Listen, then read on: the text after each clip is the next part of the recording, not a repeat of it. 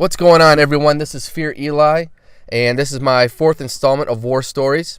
I first want to thank FeaR Fugroo for this gameplay. He is an amazing player, so make sure you guys check him out in the link in the description below. Also, on that topic, I just found the time to start playing a lot more, so pretty soon I'm going to start using my own gameplays for my commentaries, so look forward to that. But anyways, getting right into this War Stories, I want to talk about today some of the close encounters that I had when I was in Iraq, and how fortunate that I am even here to be able to make these videos, to share these stories with you guys. So there's three in particular that I want to get into, so let's just get into it. The first one was, there was a squad that went out on patrol, and as soon as they went out on patrol, they received contact from these group of guys. There's maybe like 5, 6, maybe 7 of them. And when I say contact, that means they were fired upon. These guys were attacking them. So they went into the house to take cover and concealment and kind of set up there and assess the situation. Well, these guys were laid up into this hotel. Now, this hotel was near the back of the city. Now, it was so structurally sound. This thing was like 18, 20 stories. And to them, this was like a really, really high-end hotel. Back in the day, Saddam Hussein used to bring his high-end government officials there. Anytime they were in the city, that's where they would stay. That's where they would party and do all their, their stuff. So these guys were laid up in this hotel. And the reason why we couldn't go in this hotel and get to take these guys out was they had rigged all of the entrances with IEDs, improvised explosive devices. So there's no way that we could get in there. We couldn't send EOD to detonate them because it wasn't safe for them to go out there and try it with these guys being in the hotel and whatnot. So they reacted my squad, because for that day we were the quick reaction force. What that means is every day you assign a squad to be the QRF, quick reaction force. So any of the squads that are out on patrol, if they need backup or any kind of assistance, you get activated, you go out there and help them out.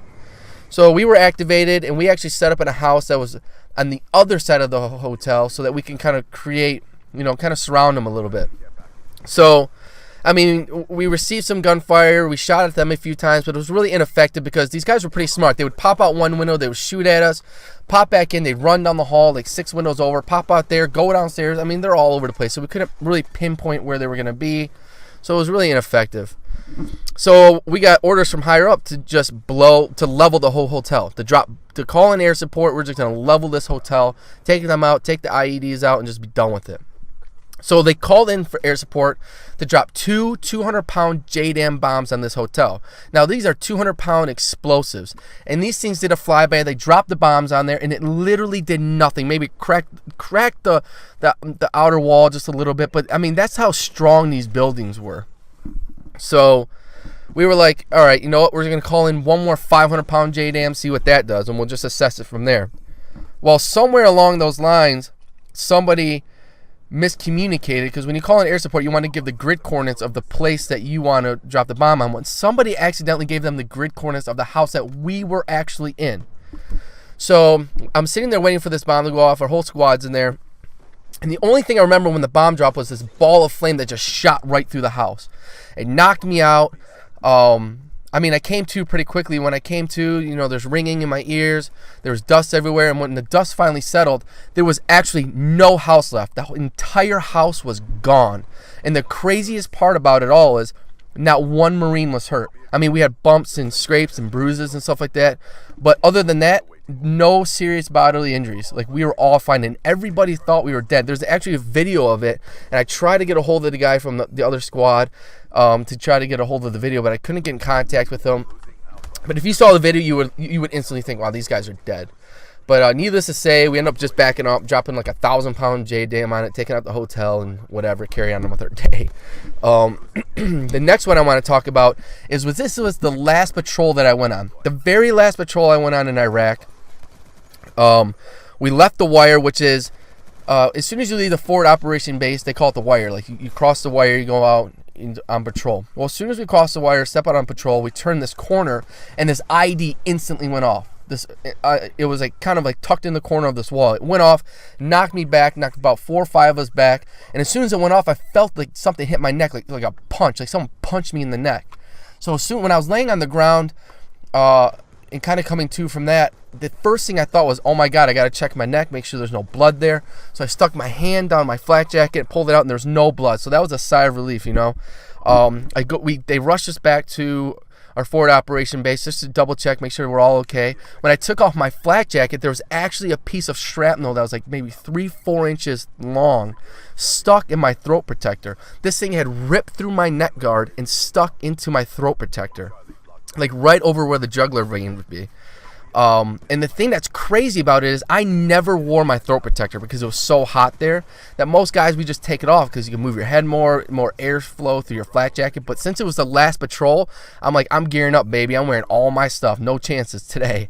And thank God I did that, because if I wasn't wearing that throat guard, I wouldn't even be here. So I thank God every day for protecting me and helping me, make it home. And the last one was that I could really remember was I was on top of this house. I was providing security for a group a patrol that was going through. They were talking to the sheikh of that area inside a house, and I started getting shot at. Now I didn't know where the gunfire was coming from, but when rounds hit around you, it makes a real like whistle and crack sound. And I could hear it around me. I'm like, okay, dust's coming up, but I couldn't figure out where it was coming from. Well, a round actually hit my weapon. I had an M249 SAW, which is the light machine gun. Actually hit my weapon, ricocheted off my weapon, went right past my face and into like this chimney thing behind me. So it was like maybe 2 inches away from going into my face. So needless to say, I just dropped to the ground and let low crawled off the roof. I'm like, I'm done. I'm not even gonna sit up here and try to figure out where this guy's at. And so yeah, those are 3 incidences that, I mean, I literally thank God every day for protecting me, and that I'm here to share these things with you guys, because it is serious. There's people that aren't as fortunate who didn't make it home, and I'm very blessed to say that I'm here to be with my family or even share these stories with you guys. The next war stories, I think I'm going to actually talk about raids. Actual raids that we went on, how we took people out in raids, how we actually kind of went about planning for these things, and what a raid is actually like. So I hope you guys look forward to that. And also, hopefully by next Friday, I'm going to do my first challenge. I'm going to give away a Big Shot Mods controller. This thing is sick. I'll show you guys when I do the challenge. But I'm trying to figure out a way to do a challenge that involves everybody. Like, I don't want to just make it for players and kind of leave out people that do GFX, or leave out editors, or even people that don't do anything, to just enjoy my videos. Like, I want everybody to be able to participate in this. So I'm trying to think of a way to kind of come up with a challenge that it's gonna be fun, that's gonna be cool, that you guys can do, and kind of decide from there. But so that's what I'm thinking about. But hopefully it's gonna be out by Friday. If not, I apologize. Like I said, I'm trying to get these things done. I've been really busy lately, so. And I hope you guys like the controller, and maybe I might even throw in an Elgato there too. I want to make this challenge really cool for you guys. And yeah, so like I said, the next war stories though is going to be about raids, how we did them, what happens when we took the guys out, when we arrested these guys, what happened from there. I'll even talk about some of the stuff that we did with the SEALs when we were there, because the city that we were in was crazy, man. Like we had Zarqawi there, which was like really head official at the time. So it's gonna be cool. I hope you guys enjoyed this war stories. Thank you for watching. I love you. Take care. Bye.